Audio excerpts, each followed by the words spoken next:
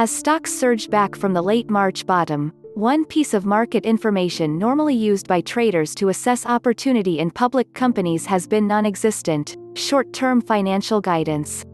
The whisper numbers on Wall Street that investors trade around quarter to quarter, and which depend on company executives setting the bar, were a casualty of the coronavirus economic uncertainty.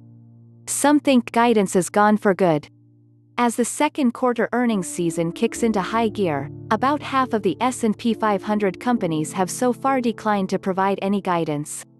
IBM CEO Arvind Krishna said after its earnings on Monday, "In April when we said that we will reevaluate in 90 days, maybe we were a little bit optimistic.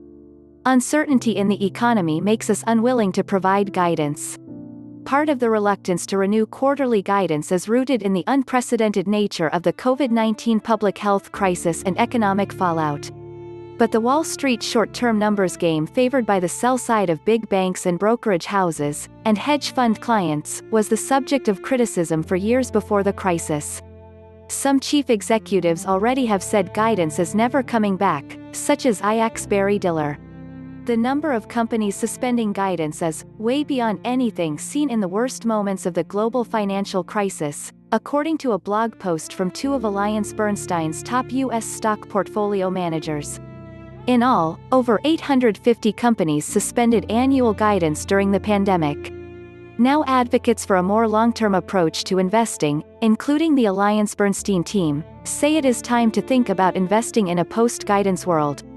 "We believe that it's more appropriate to ground evaluation scenarios by assessing a company's profit potential over the next 10 years, the AllianceBernstein team wrote. The fact that all those companies pulled those numbers, and markets still recovered, is telling. Maybe we don't need this information," said Ariel Fromer Babcock, Managing Director and Head of Research at investing advocacy group FCLTGlobal, which is among the most vocal critics of short-term guidance. "We hear about companies apologizing when they pull guidance, but many investors say, don't apologize. Don't bring it back." With no numbers to trade, some suspect the strength of the market rally has been led not by the day traders associated with free trading apps like Robinhood but institutional investors having more control over price setting in the market, as the short-term game played by high-frequency quant firms, hedge funds and day traders is crippled.